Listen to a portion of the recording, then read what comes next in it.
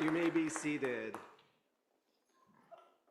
Good morning, and welcome to all of our faculty, staff, students, and guests here at the Jefferson Center, and to those viewing the ceremony over live stream.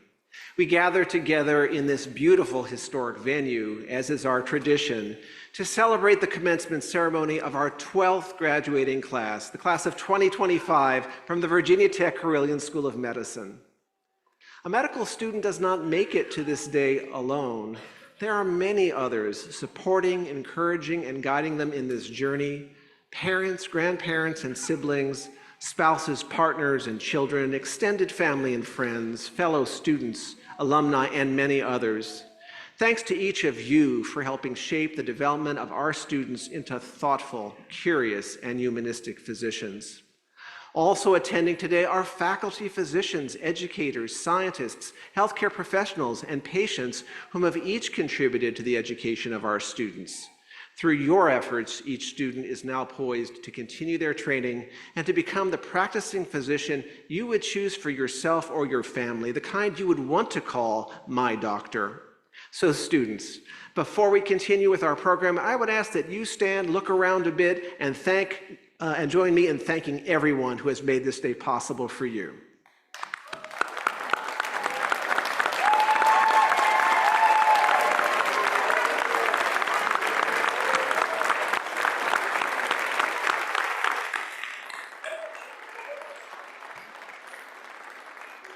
Thank you very much. You may be seated. So along with the participants in today's ceremony, we are honored to have several special guests with us this morning. Virginia Tech leadership from the main campus includes Dr. Dan Swee, the Senior Vice President and Chief Research and Innovation Officer, Francis Keene, the Vice President for Student Affairs, and Rick Sparks, the University Registrar and Associate Vice Provost for Learning Systems, Innovation, and Effectiveness. We're fortunate to have our inaugural Virginia Tech Carilion School of Medicine Dean, Dr. Cinda Johnson here, as well as Cynthia and Mark Lawrence, who led efforts by our Roanoke community to warmly welcome our students since 2010 when our doors first opened. In addition, we welcome members of the Roanoke City Council, Faison Nash and Peter Velosin. And finally, the strong partnership between Virginia Tech and Carilion Clinic is represented by our numerous faculty members in attendance, including Dr. Tony Supal, who is the Executive Vice President and Chief Physician Executive at Carilion Clinic. Welcome and thank you all for being with us today.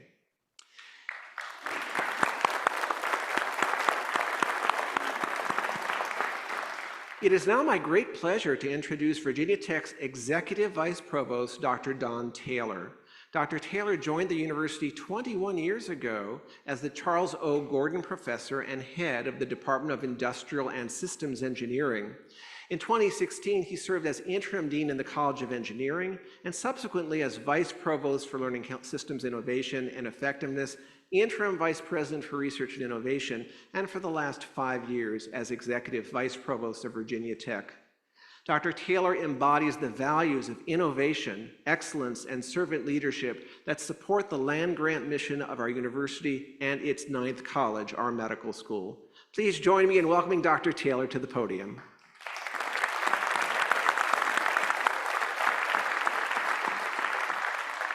Well, thank you, Dean Lehrman.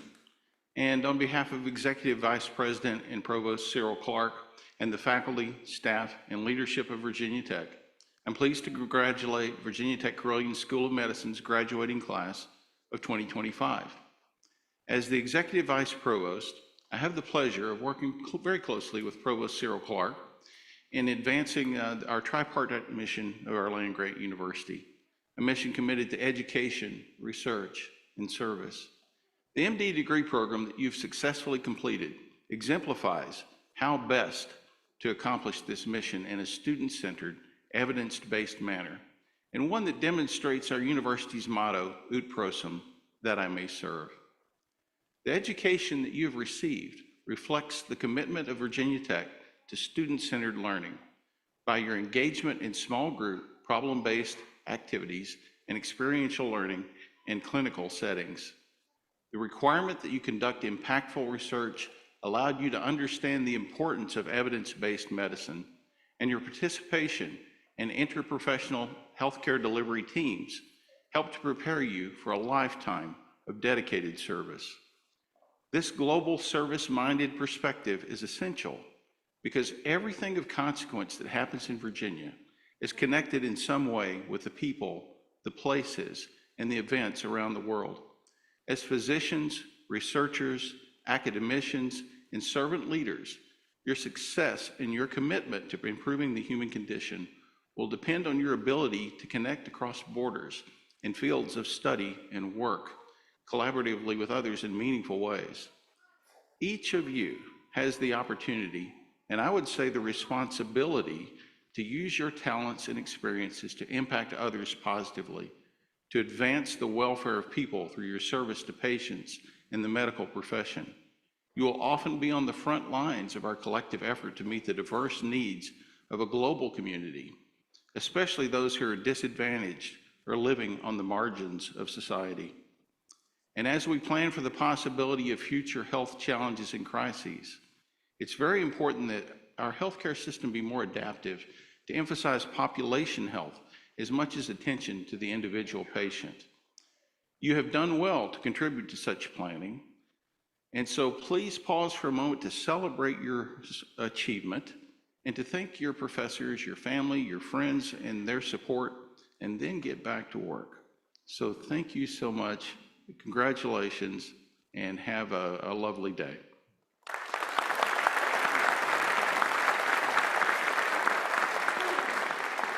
Thank you so much, Dr. Taylor.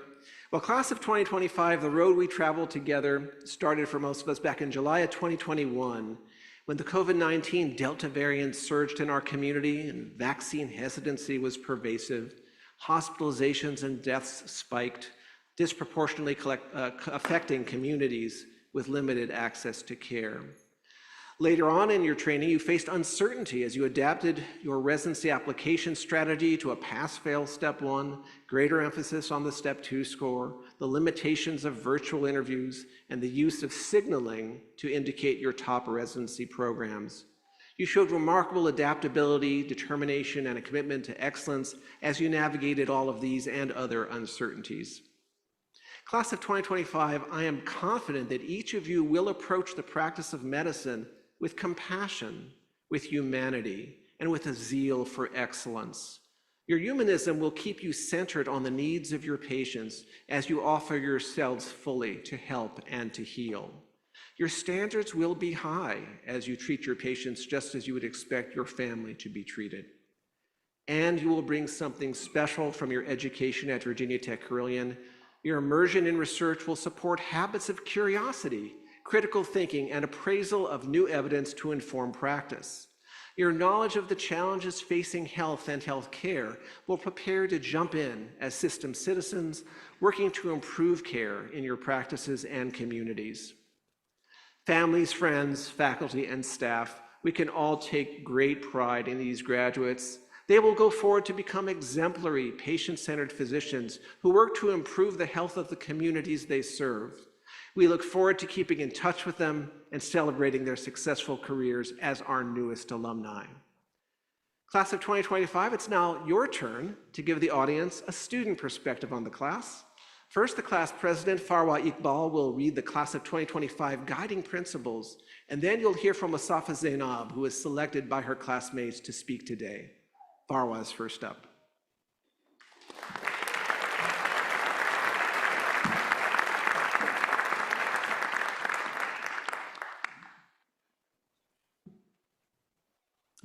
These are the guiding principles for the class of 2025. We are diverse. We come together as one at Virginia Tech Carilion School of Medicine from our individual paths of life, bringing our own experiences, values, and cultures form a diverse community. We celebrate our unique perspectives as we encourage and challenge one another through our academic and personal growth in medical school.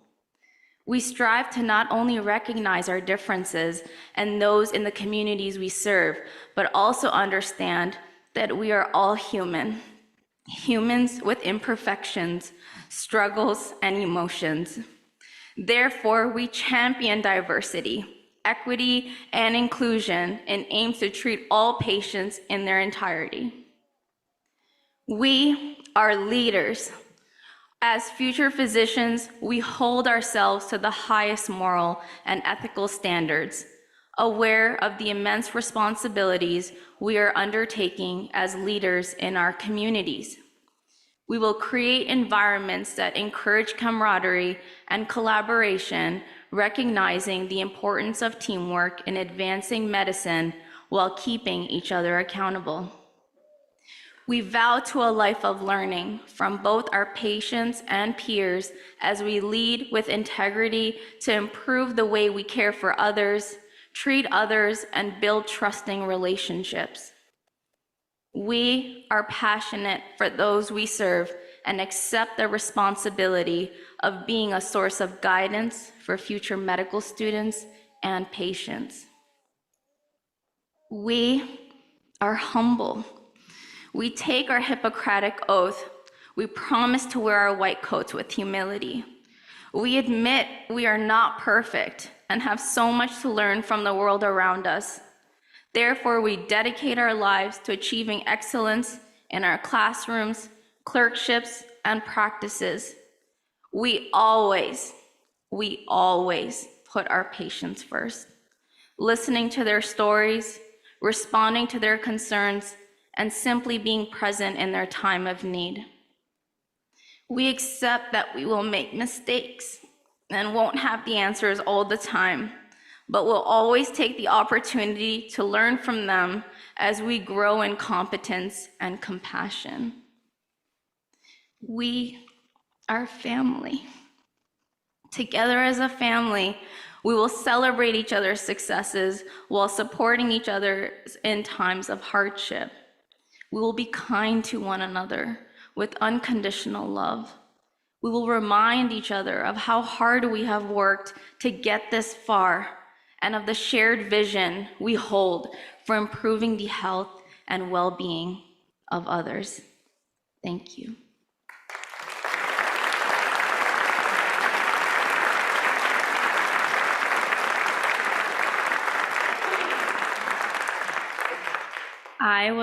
I am honored to call up Mustafa Zainab, who is the class-nominated graduation speaker.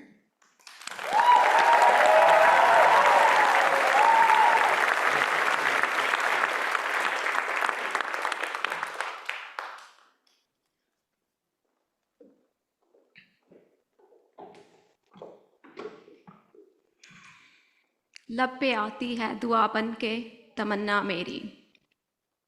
My heart's desire comes to my lips as a prayer. जिंदगी परवाने की सूरत हो या रब, इल्म की शम्मा से हो मुहब्बत या रब. May my life be like that of a moth that loves light and flies into it. Such would be my love for knowledge. हो मेरा काम गरीबों की हिमायत करना. May I grow up to care for the poor. दर्दमंदों से ज़ईफ़ों से मोहब्बत करना. And to fill the lives of the lost and old with love. Good morning, faculty, parents, and my beloved class of 2025. I used to recite this poem every morning as a child during school assembly in Pakistan. Today, standing here with you all, I see that child's dream coming true. I hope each of you is feeling the fruition of your dreams and hard work today. Firstly, I am honored that you thought of me as the person who should speak at our graduation. I am going to break it to you. I do not have the massive wisdom that you thought I did. I am with you on the same level, still learning, still growing.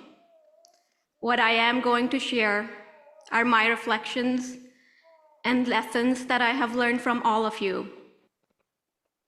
I want to take you back to that white coat ceremony, in the same hall, in the same seats. I was scared, ecstatic to have gotten into medical school, but honestly petrified about what was to come. I remember standing there, a little dazed, looking at all the faculty around us today, and at that time as well, wondering how I had possibly fooled them into accepting me into the school, alongside this amazing group of people. That is this class of 2025. Don't get me wrong, I saw the quirks even in those early days. To put it nicely, we're a unique group of people. For example, I remember in those early days, how every one of us had a very specific idea of how long we wanted each PBL session to be. And let's just say some of us were more passionate about it than the others. How are we going to get along? Was the question I asked at that time. But I found that this was a family that I found in this new town of Roanoke. From that first anatomy lab COVID scare that sent us all back to Zoom, to the moment where an ultrasound screen was more than just shades of gray, and to the first 24-hour shift, we went through it all together.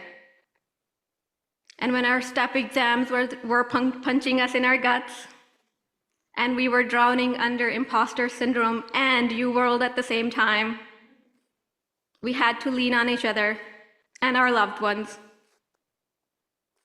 Now we are about to step into residency, into more long nights, many more 24-hour shifts, well, for some of us.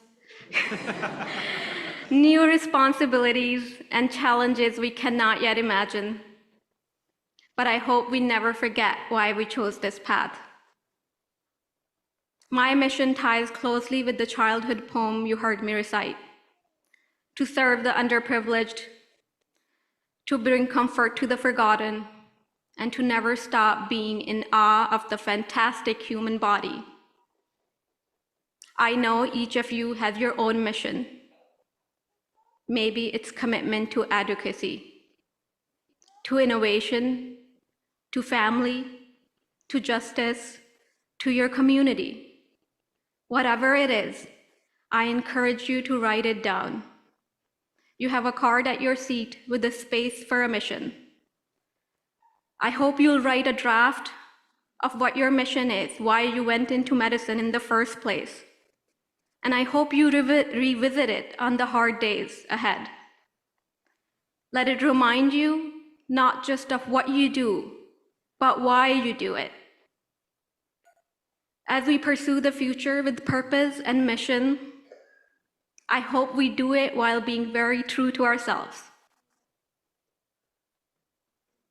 Who am I? I am a sister and a daughter in a family of immigrants, shaped by space between cultures, languages, and expectations. I'm both rooted and in motion, finding home and discovering myself in places I least expect. My identity has shaped me, the kind of doctor I hope to become, and I know I am not alone. When I asked my classmates to share who they are at this moment, here are some of their responses. I am a duck farmer, and ducks are the cutest animals in the world. I am beyond my wildest dreams.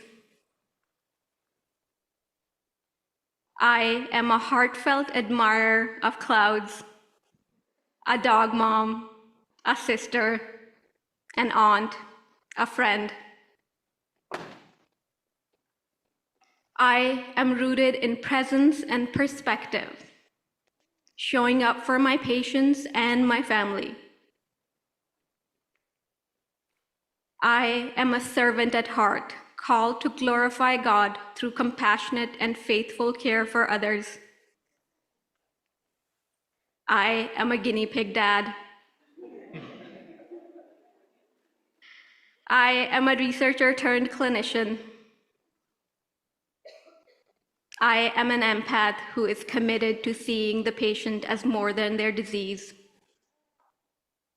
I am a passionate friend and advocate, a caregiver, a storyteller, a sister, an athlete, and an optimist. I am not ChatGPT. To the faculty, family, and friends with us today, these are the kinds of people you have supported and believed in. Thank you for helping us become more ourselves, not less, through this journey. As we begin our careers, let's not trade away the quirks and convictions that got us here. Let's build our futures while staying rooted in who we are. Carry your mission cards close to you, and when the days get hard, which they will, Let your mission remind you of who you are and why you are here, why you chose this path in the first place.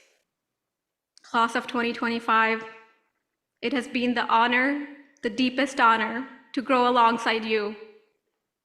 I'm so proud of us. And I cannot wait to see the kind, the curious, the fierce doctors you're all about to become. Thank you.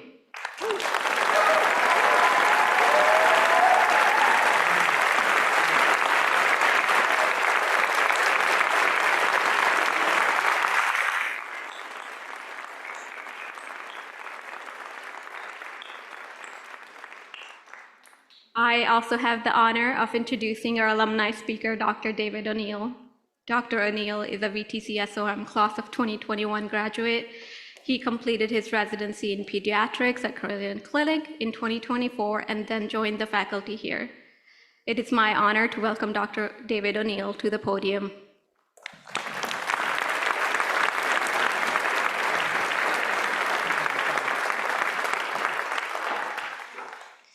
Well, hello. Thank you for this opportunity to speak today. When I was first asked about speaking and sharing my wisdom, I was surprised. Just 4 years ago, I was sitting where you are now. My first thought was, what wisdom do I have? It feels like I just graduated. However, when I think back over my time in residency and first year practice, I am struck by how fortunate we all are to be graduates of VTCSOM. Just by going to this school, you all already possess large amounts of wisdom and knowledge. I know you have all had lots of pearls discussed this week. So one of my hobbies is baking. And so to mix things up, I'm going to be presenting my thoughts as free tasty treats instead. The complexity of these cookies will decrease as I talk, but their importance only rises. From the airy macarons, whipped meringue, we will see the importance of being meticulous. The sugar cookies' unobtrusive flavors cut into myriad shapes will showcase the need for empathy and connection to our patients. Lastly, the aroma of fresh baked chocolate chip cookies will provide us comfort as we battle the stresses of healthcare and imposter syndrome. Now, like most medical students, you have learned the basic sciences and proven yourselves on step. However, VTC has also prepared you for more than basic knowledge. Thanks to PBL, you are used to finding and discussing answers, but also with navigating sometimes complex team dynamics. Thanks to the research domain and the many hours dedicated to your projects, you understand the research process, as well as the statistical basis for analyses. Your experience on clinical rotations have let you gain familiarity with the EMR while honing your patient care abilities. These skills are more than just talking points for your interviews. They position you to be leaders in your residencies and careers. As you transition to residency, you're going to be looked to for answers. Of course, patients will come to you for help and information. However, your co-residents and at times faculty are also going to be coming to you. Now, residencies have a lot of learning sessions. There are case discussions, grand rounds, M&M, didactics, and journal clubs. During these, you are fully equipped to help break down literature and content with your peers. And so this brings us to that first cookie, the macaron. It is a highly technical confection that is made of whipped egg whites folded with sugar and almond flour. They must be baked into identical rounds before assembly. It requires precision not just of the dry ingredients themselves, but of the amount of air. You could all coast through many of your future didactic sessions and even some of your clinical rotations. Instead, lean into the strengths that you bring with you to your next chapter. Strive to master the tangible content, but also the ethereal. Take time to refresh your memory and review topics as they get stale. Admit when you do not know answers, but then look them up, even if the asker could do so themselves. There are no great Anki decks for residency. Fill your cookbook with annotations and dog-eared pages. Transitioning to residency comes with a lot of change. You are now going to be actively treating patients. The histories you take and the exams you report will have a direct impact on people's lives. This responsibility, while scary, can be incredibly rewarding and reaffirming for your career paths. Working in the NICU, I distinctly remember caring for one micropreemie who took a turn for the worse. They had worsening abdominal distension, and his typically low blood sugars had suddenly started to be in the high normal range. This was a sure sign of physiologic stress. We were concerned about necrotizing enterocolitis and consulted surgery. That afternoon, after meeting with the surgeon and the neonatologist, the mother asked to speak to me. She wanted to know what I thought was best. The board-certified specialists were one thing, but she wanted to hear from the resident before agreeing to any surgery for her baby. So this takes us to the sugar cookie. Sugar cookies take time. The dough must be refrigerated and then rolled thin before being cut into the shape. It is also up to the baker to pick the right shape for an occasion. Whether it's dinosaurs for a young boy's birthday party, snowflakes for the holidays, or pumpkins at Halloween, use the flexibility you have now to maximize time at the bedside while the dough chills. Yes, notes need to be done, but as one of my ICU attendings told me, patients don't die from note-openia. Build those relationships with families. In continuity clinics, schedule follow-ups with your patients before they leave to ensure they stay on your schedule. The perfect pharmaceutical recipe will not help your patients without establishing trust and framing the treatments for where the patients are. Now, as you're transitioning, you're also transitioning from students to employees. Education is a priority, but it is not your institution's only one. At times, these priorities will take a toll. You will have long shifts and interrupted sleep schedules. Systemic inefficiencies will leave only crumbs of your tolerance and patience. There will be angry patients and families who blame you for things outside of your control. And you will make mistakes that sometimes drop the floor out from under you and leaving you questioning, is this even the right career for you? And so times like these call for a comforting chocolate chip cookie. Gooey chocolate and sugar are really hard to get wrong. You just throw all the ingredients in the mixer and then bake them. Sometimes they come out underbaked, cookie dough flavor. Sometimes it's overbaked, perfect for dunking in a glass of milk. We all have the right combination of ingredients within us too.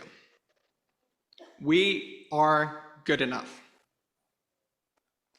They say that the most important patient is the one you are seeing in front of you. I say that is only true in front of a mirror. You are your most important patient. Now, that does not mean you do not need to have a doctor. Just like when we need to page the specialist for a difficult problem, you need to phone your supports when you are struggling. A key part to that is knowing when you are struggling. For me, it was when I could not stay off my phone when taking my dog out after a long shift. Unplug from the hospital when you can. Remember that you are more than the 2 hard-earned letters that now come after your name. So that wraps up my cookie box of wisdom for you today. Be the macaron, glistening with expertise honed over the last 4 years. Listen to your patients, and then match the perfect sugar cookie cutout for their needs by taking a humanistic approach to medicine. Take comfort from the chocolate chip, knowing that you too are made of the right stuff and worthy of all you have done. I am so excited to see you all joining the ranks of VTCSOM alumni today. Congratulations to the class of 2025.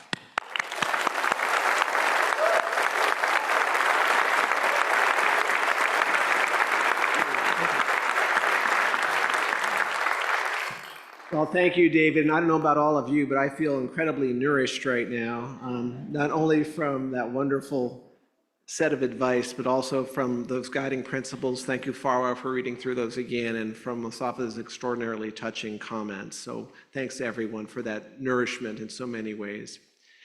And to continue with that tradition of nourishment, it's now my great pleasure to introduce our keynote speaker, Dr. Sanjay Kishore.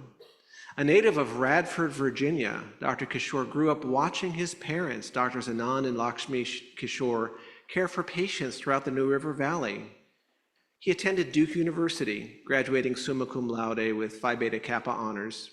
He attended Harvard Medical School, where he met his future wife, Margaret Hayden, and where he received the Fletcher Prize in Population Health.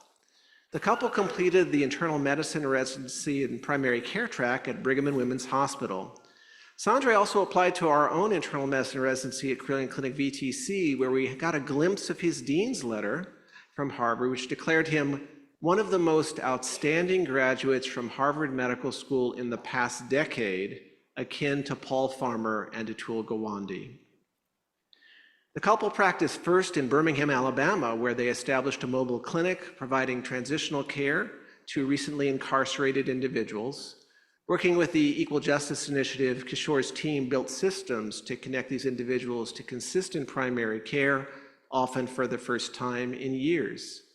They built clinical and population health partnerships, as well as new hepatitis C treatment models. Over the past 5 years, Dr. Kishore has published numerous high-impact papers in the New England Journal of Medicine, Journal of the American Medical Association, American Journal of Public Health, and Journal of General Internal Medicine, among others.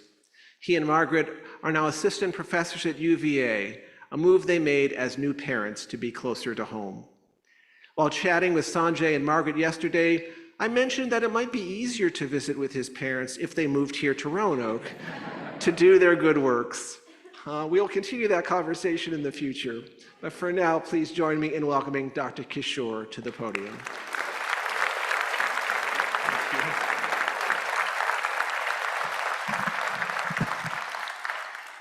Good morning. Let's do that again. Good morning, graduates. Well, that's right. That's what I'm talking about. Thank you all. Thank you, Dean Lehrman. Thank you for that that was like the most generous introduction I've ever had. My gosh. Faculty, family, staff, and above all, y'all, graduates. It is truly the honor of a lifetime to be with you here today. I say that because we share a lot in common. We're young doctors, right? And we've also all called this place, Southwest Virginia, home. I come to you today in my own capacity as a physician and a native of Radford. Dean Lehrman mentioned my folks who are sitting right over there with the cell phones right now. When I was growing up, Roanoke was our metropolis growing up, right? It was the big city. I used to beg my parents to, can we go to Valley View Mall, Tanglewood? And I was like, no, send you maybe later. And look, we finally made it to Roanoke, all right? That's all I'm saying. One thing we learned growing up in Radford, in small towns with families like ours, my parents immigrated from India and settled there. It didn't really matter if we looked a little different, our family didn't, quite look like everyone else, if our food smelled a little funny. My memory was, in small towns, we take care of one another. If you're of here, you're from here. When I see the mountains these days, they seem to be calling to me, welcome back, you're loved. I hope no matter where y'all are from or where you're going, that during your time here, you'll always feel that way about Southwest Virginia. You're loved. Today, like some of the previous graduates, I come as a peer. I don't feel like I have a lot of wisdom to share. I'm still trying to figure out this doctoring thing myself. But I want to share a story of a patient of mine, one that I've been reflecting about a lot on lately, and a couple of lessons, 3, that he taught me about medicine. His name was Ray. I didn't know much about him. He was 45, he's tall, stout, thick black glasses, just released from prison, and a diagnosis of hepatitis C weighing over his head. Before I could even sit down, he looked me in the eyes and he said, "Doc, promise you're gonna help." Silence. I knew he was asking about medical care, a test or a prescription or something like that, but as he held my gaze, as his breath started to slow in that pause and my heartbeat started to race, I realized he was asking for something deeper. Grace. Mercy? Maybe even love. Graduates, in just a couple of weeks, y'all are going to be the ones looking Ray and patients like him in the eye. You're going to be sitting in that silence. And here are my reflections for you. Number one, we must hold two truths. Our work is sacred, yet our systems are sometimes flawed. See, my parents, they taught me that they came to medicine in the New River Valley as a spiritual calling. They poured their hearts and souls for 3 decades into Radford, Christiansburg, Pulaski. We've got some family friends right over there in the second row. They could tell you that they held up this community. And I would ask my folks, I would run into their patients in the grocery store as a 6-year-old, and they'd be like, oh my gosh, your mom, she saved my life, your dad.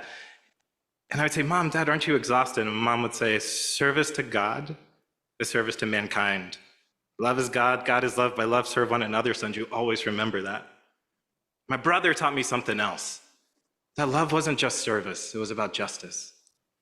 Why were people falling through the cracks in the first place? Why did they need mom and dad? It was that tension, that difference, that kind of intersection of the need for care and the need for change that brought me to medicine. And then the pandemic hit. Now, I heard that y'all were formed by, you started medical training in the midst of COVID. I was an intern, March 2020. And there was a sacredness about it, right? I felt called to duty. But through the years, putting on those yellow gowns, putting on those respirators, putting on those face shields, we started to see that there was patterns about who was being left behind.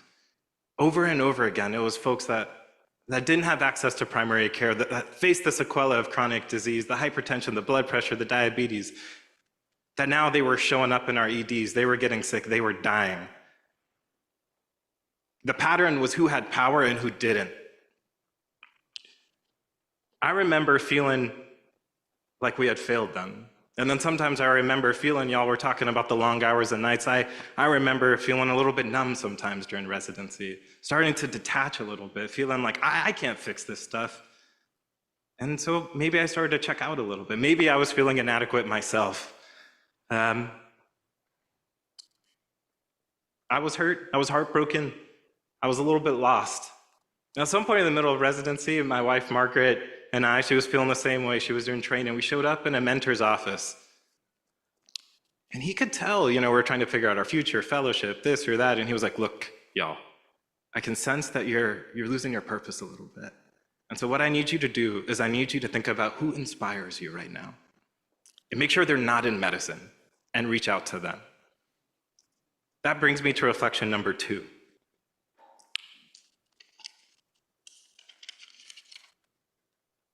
In moments of uncertainty, follow those who teach you how to love more deeply.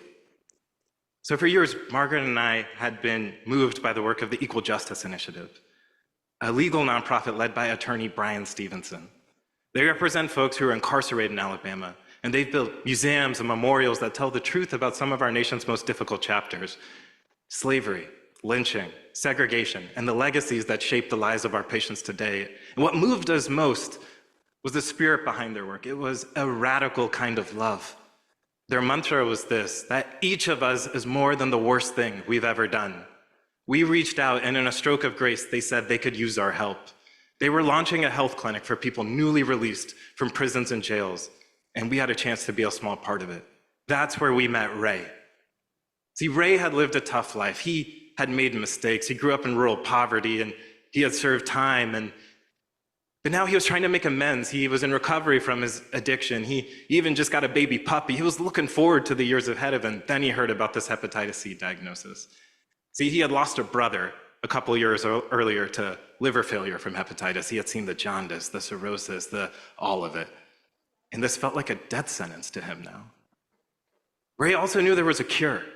Just 8 weeks of pills without really any side effects that would set him free. But in prison, every time he'd asked, he'd been denied treatment.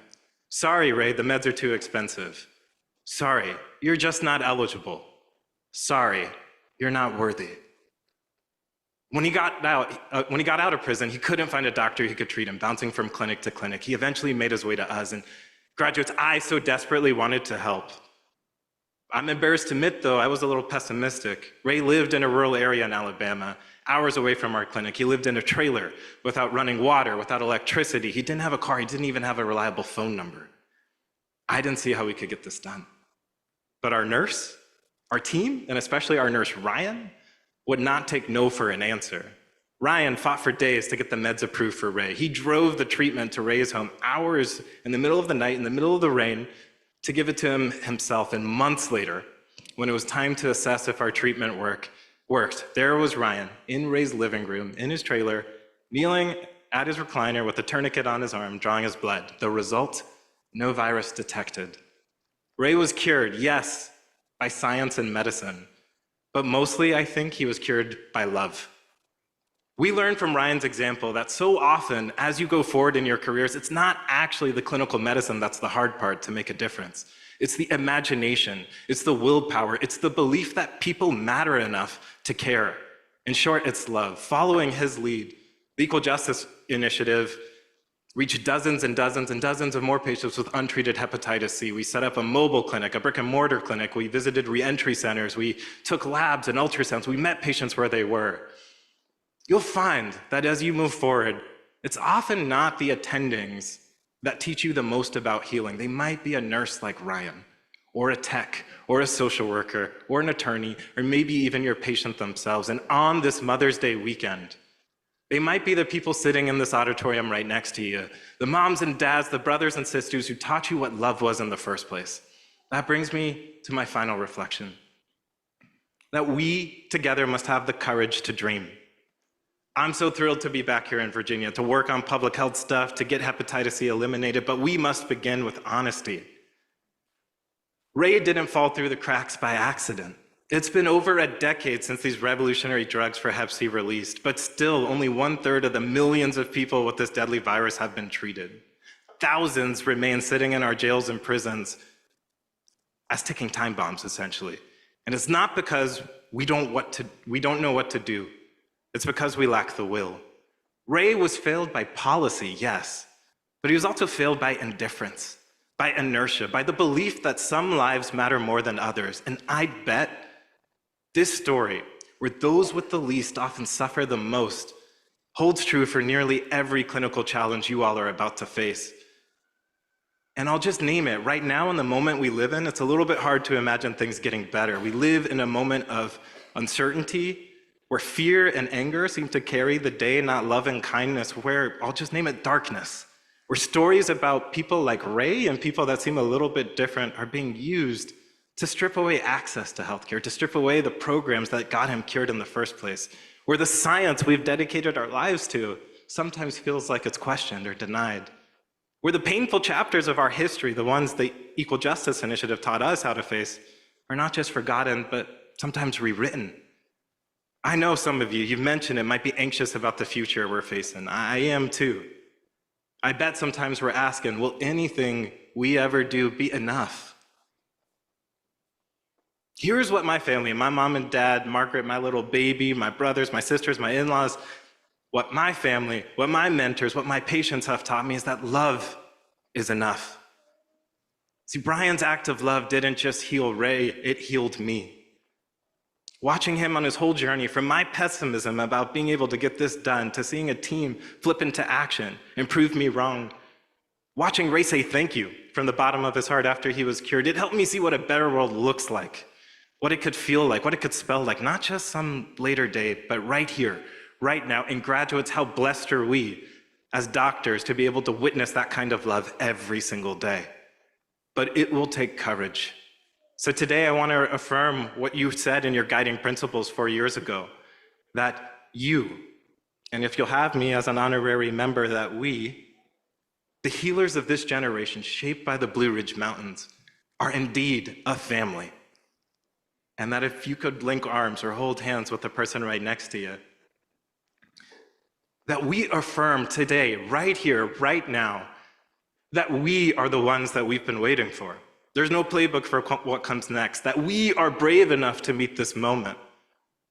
that we will meet cruelty with compassion, that we will meet hate with hope, and that we won't retreat from an uncertain future, we'll reimagine it together, that we will have the courage to dream of a Roanoke, where every patient struggling with addiction is met with treatment, not shame, of a region where all our patients feel safe coming to Carilion to get care, not at risk for being sent out of the country. To dream of a Virginia where every person struggling with a deadly virus like Hep C gets the cure they need. Of an America where healthcare, access to us, is a fundamental right, no matter one's past. Of a world where no child, whether they're right next door in Pulaski or across an ocean in Palestine, grows up with deprivation. Of a world where everyone, including Ray, feels loved. I know it sounds naive, but I believe it's our task. I believe it's where our oath carries us. And if we together hold space for the sacred and the flawed nature of medicine, if we follow those who teach us how to love more deeply, and if we dare to dream together, I think we'll go farther than we could have ever imagined. Congrats, class of 2025. We are so proud of you. Let's get to work.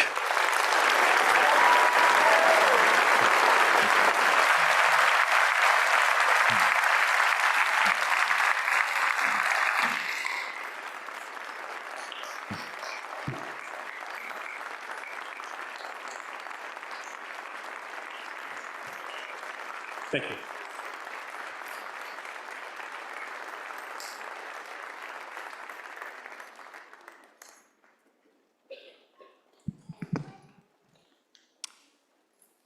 Such a wonderful message.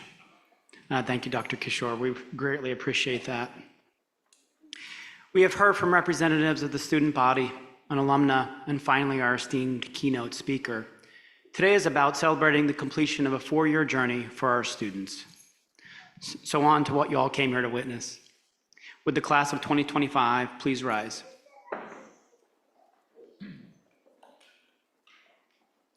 Dean Lehrman, I have the high honor and great privilege of presenting to you the candidates for the degree of Doctor of Medicine from the Virginia Tech Carilion School of Medicine.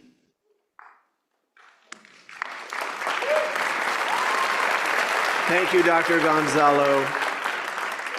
Upon the recommendation of the faculty of the Virginia Tech Carilion School of Medicine, and by virtue of the authority vested in me, I hereby confer upon each of you the degree of Doctor of Medicine with all rights, powers, and privileges pertaining thereunto.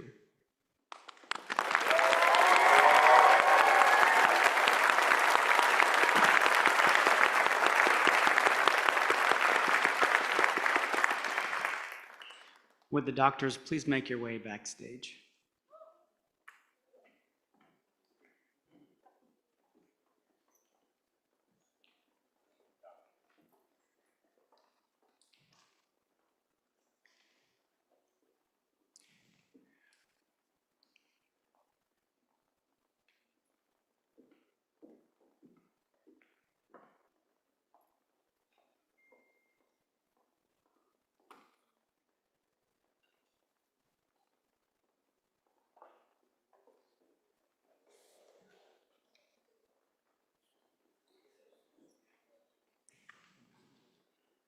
Do it? I can, okay.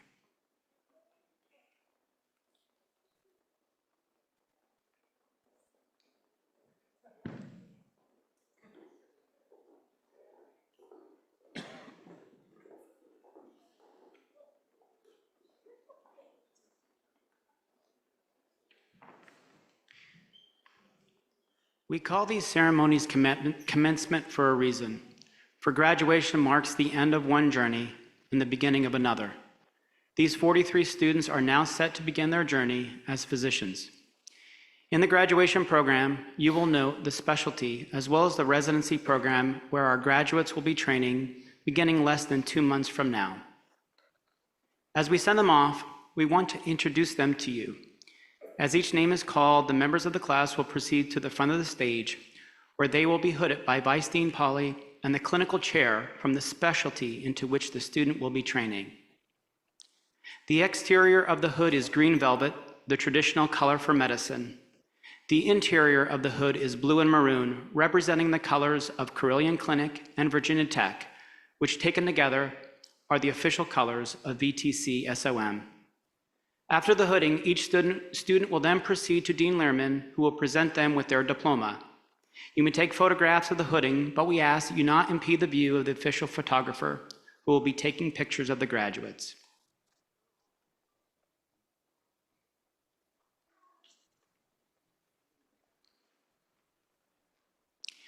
Ladies and gentlemen, and Dean Lehrman, I present to you members of the class of 2025, recipients of the degree Doctor of Medicine from the Virginia Tech Carilion School of Medicine.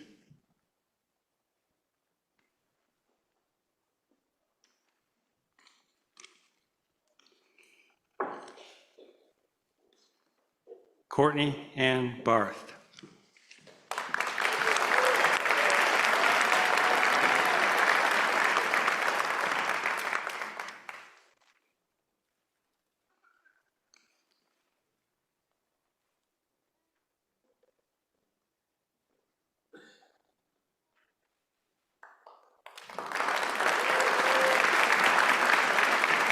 Randall Glenn Bissett.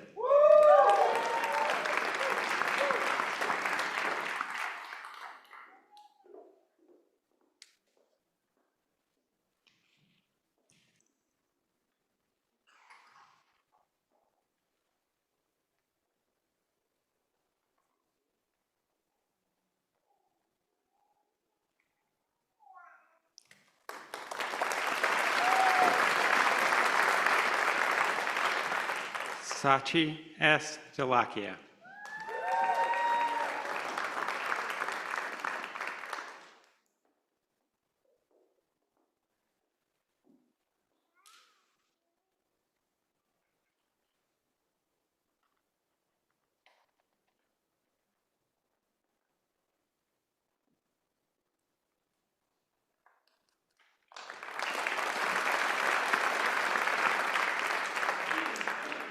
Mia Pauline Edelson.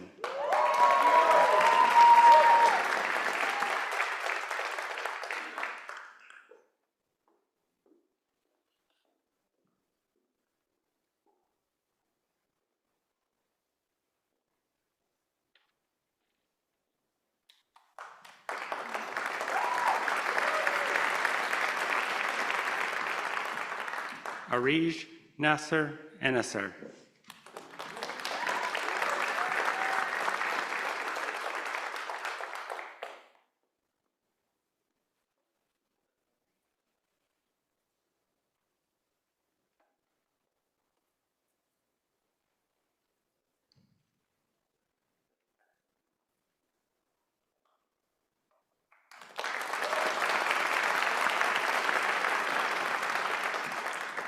Shaylin P. Fahey.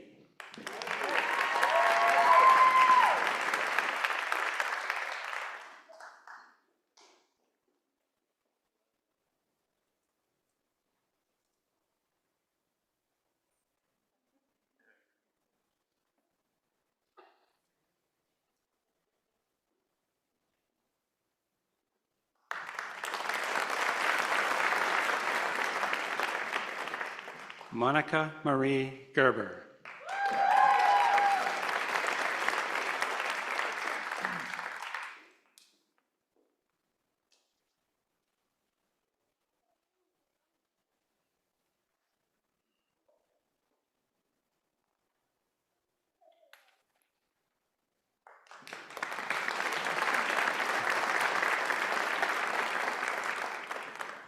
Jacob C. Grondin.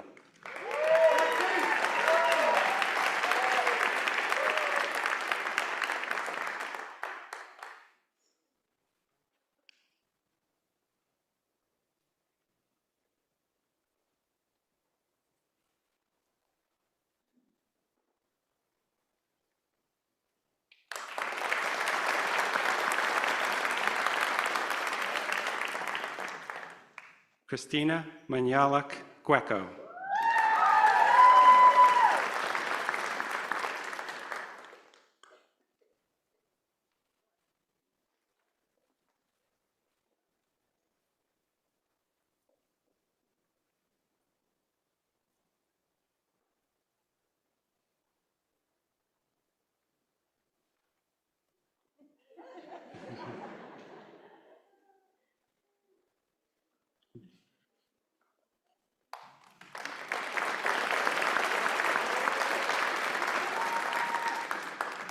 Bria Johnston Hall.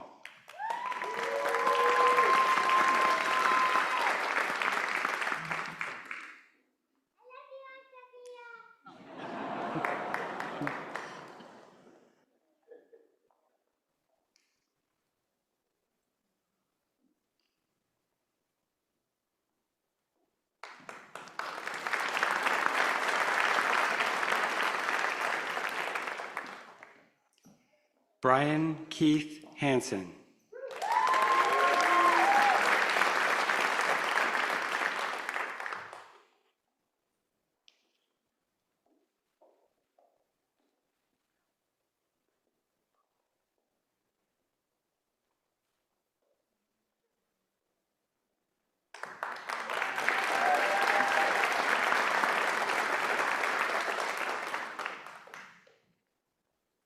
Alice Marie Holmquist.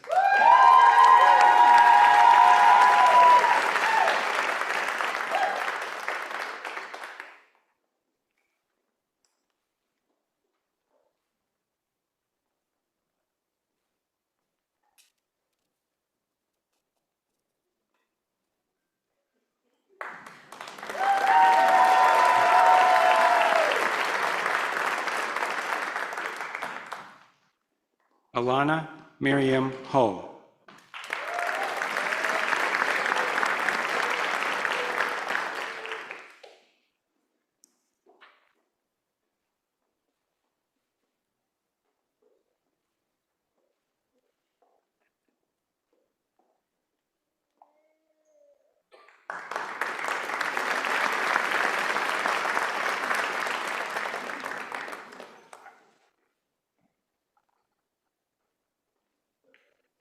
Farwa Iqbal.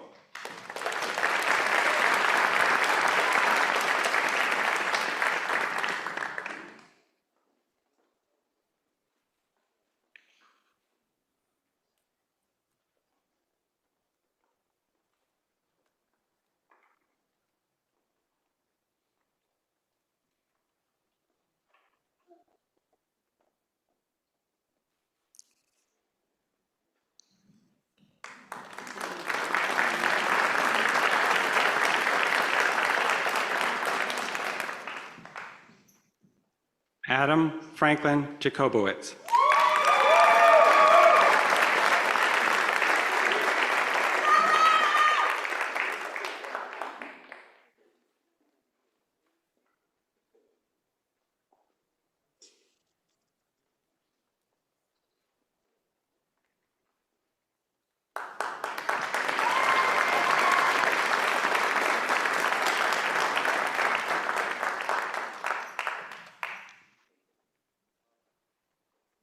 Naveen Jaiswal.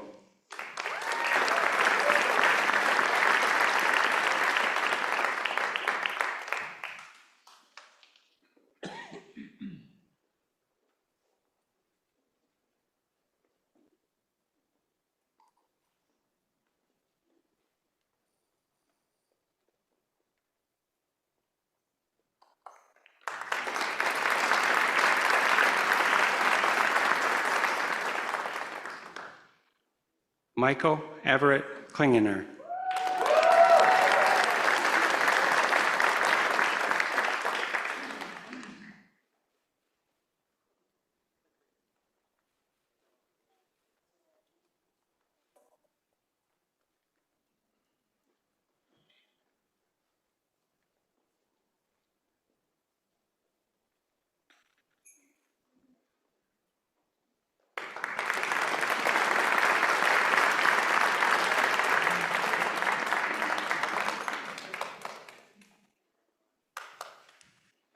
Merle Tess Conathopoli.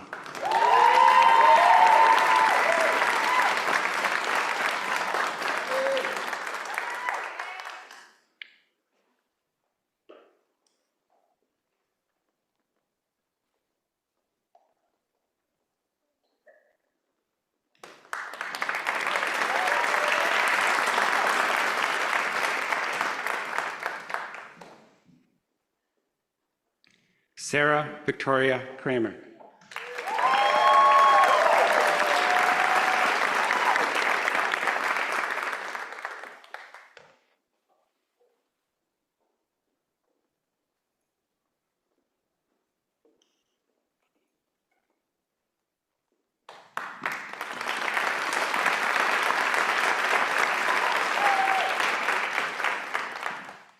James G. Kwok.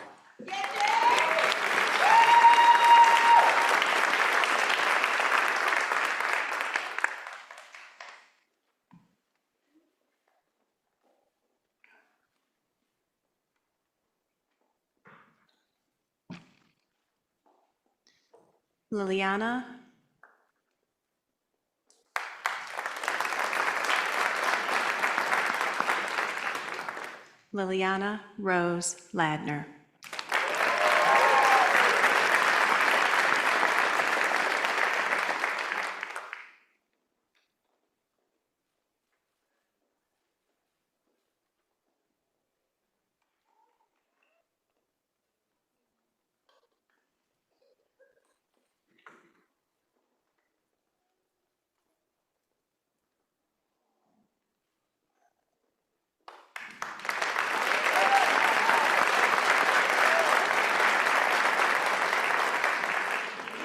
Chloe Veronique Lessard.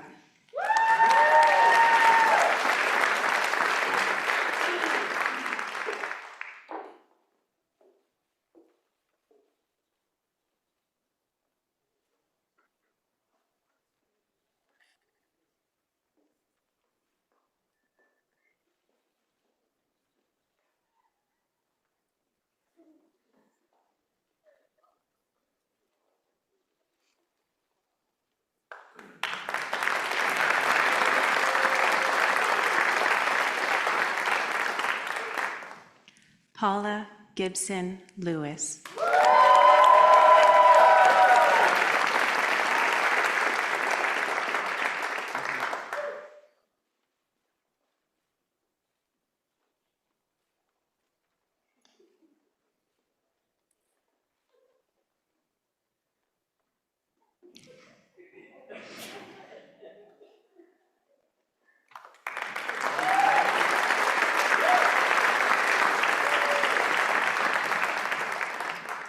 Yifan Lee.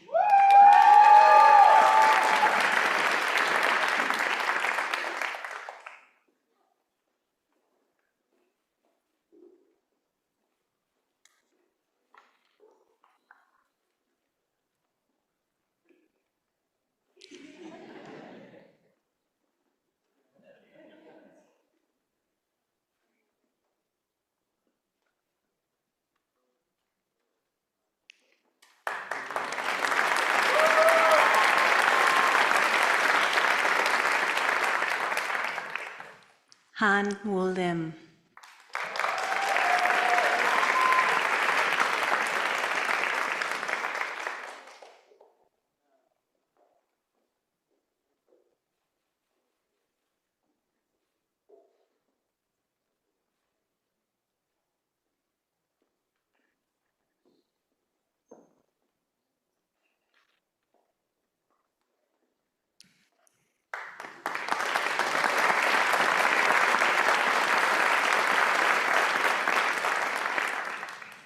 Connor Patrick Matelow.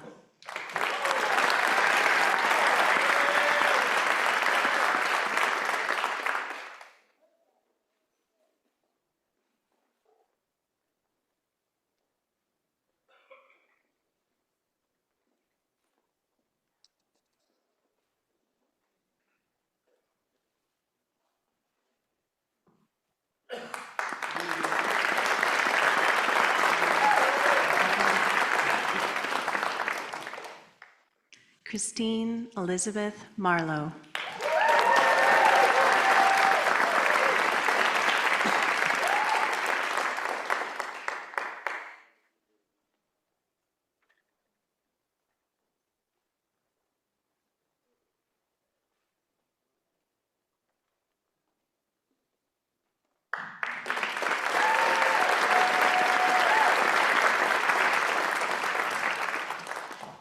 Brooke A. Mitchell.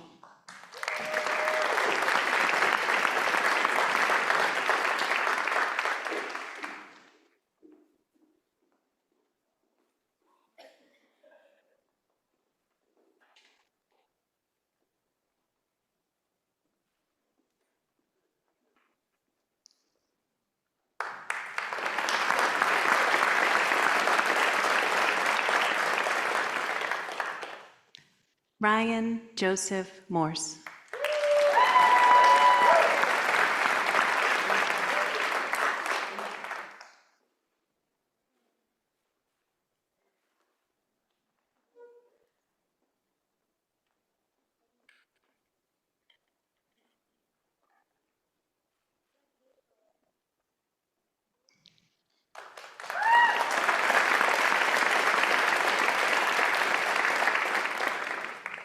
Sankar Muthukumar.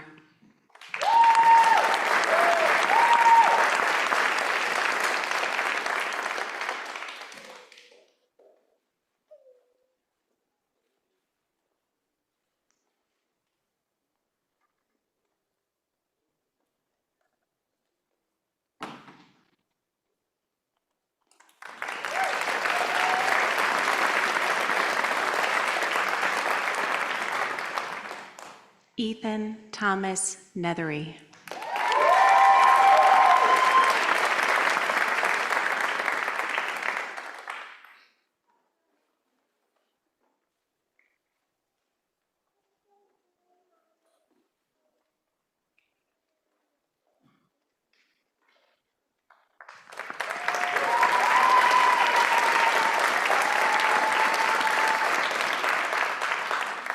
Ria Patel in absentia.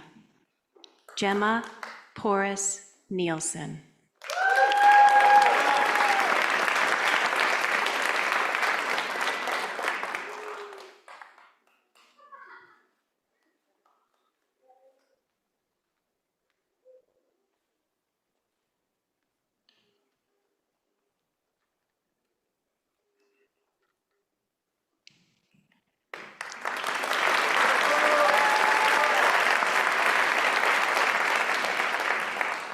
Grace Evelyn Rovenolt.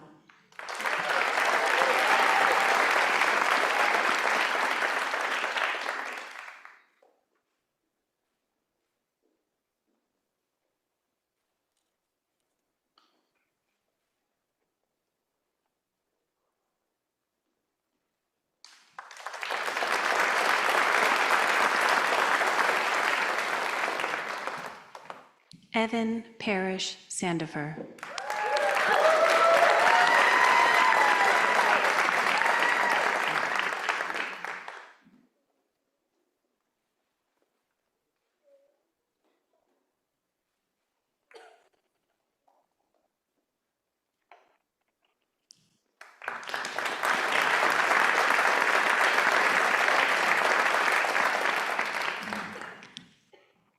Julia Snow.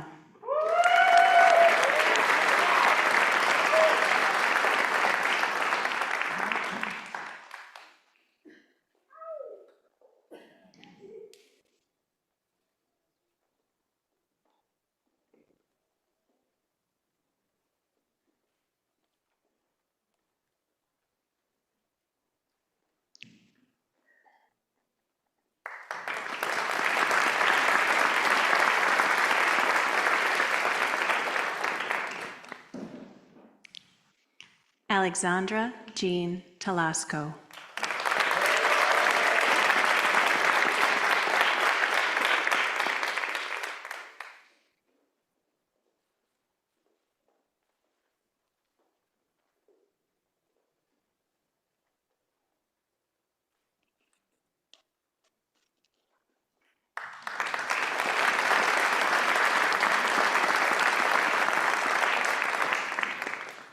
Raymond Paglinawan Uimacho.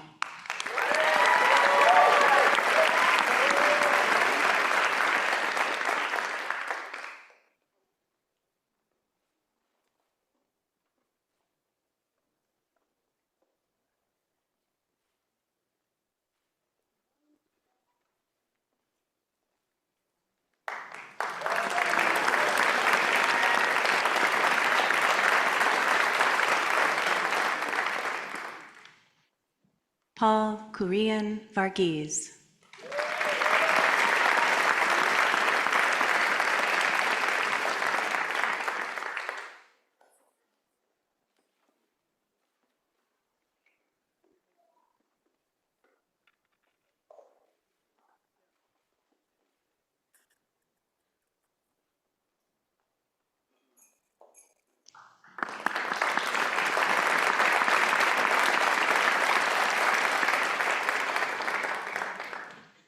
Matthew Vinson.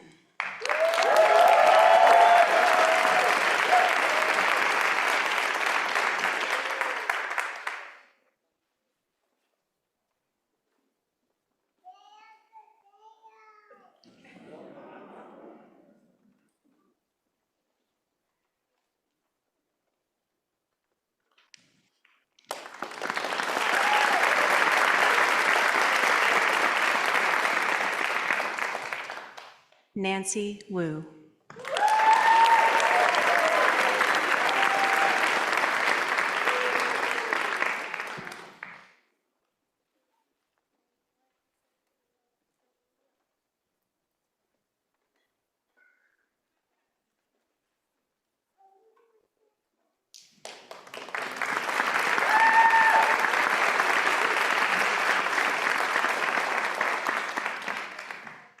Eileen Zhu.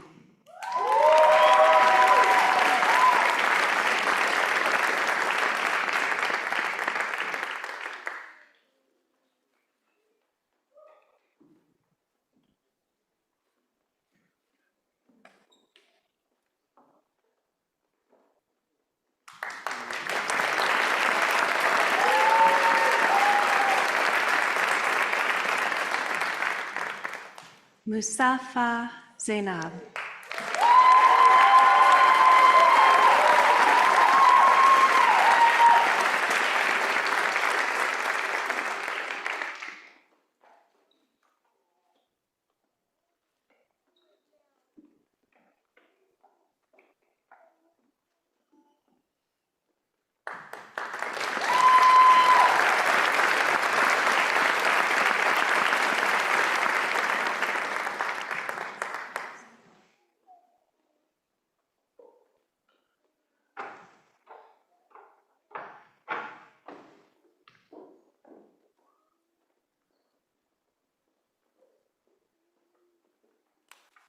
Will the class of 2025 please rise to be recognized?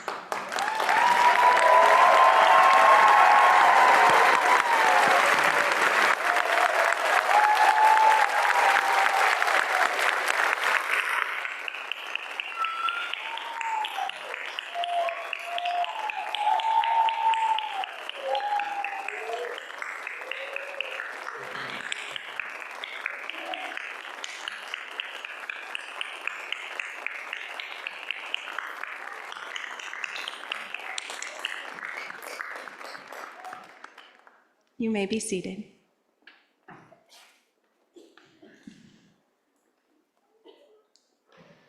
Thank you. I now invite Dr. Joanne Greenewald, our co-director of problem-based learning, to please come forward and lead our new graduates and all physicians present in reciting the Hippocratic Oath.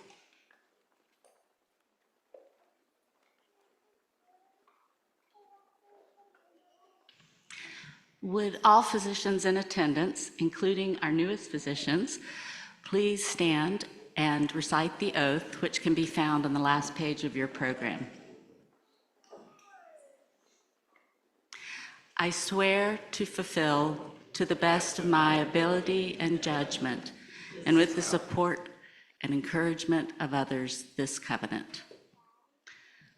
I will respect the hard-won scientific gains of those in whose steps I walk, and gladly share such knowledge as is mine with those who are to follow.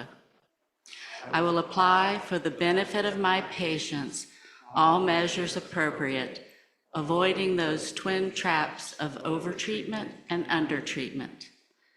I will practice the art of medicine as well as science, remembering that warmth, sympathy, and understanding may outweigh the use of scalpel or drug.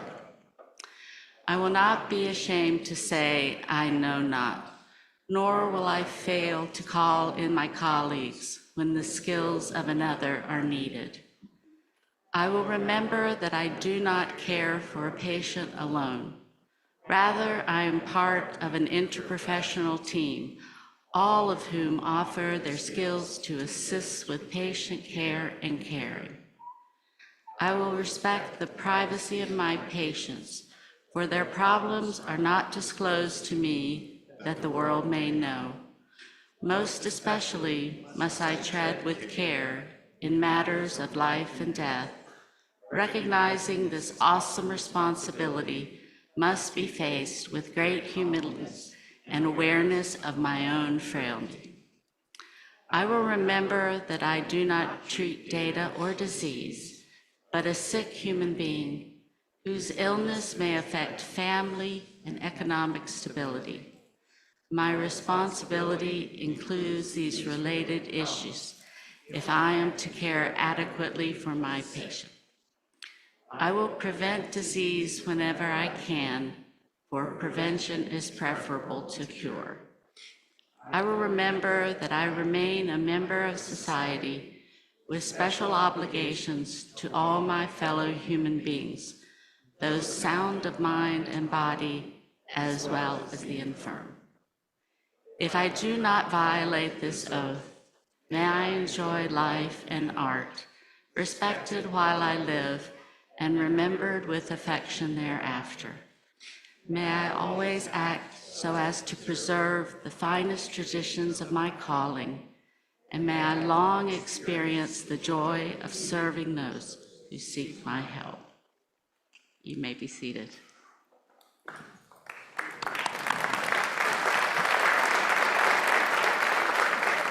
Well, on behalf of all of the physicians here today, I am very proud to formally welcome the Virginia Tech Carilion School of Medicine's class of 2025 into our profession. Will the class please stand one more time to be recognized?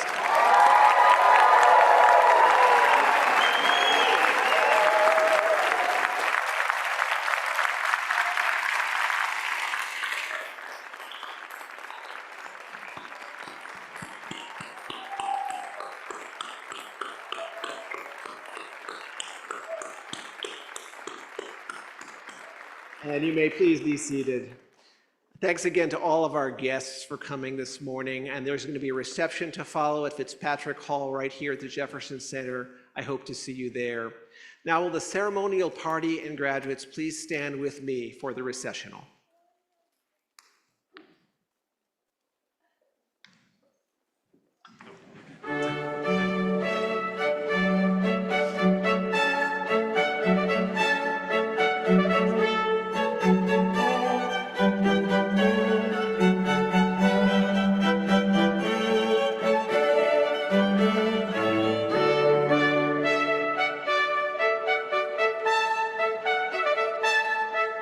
Thank you.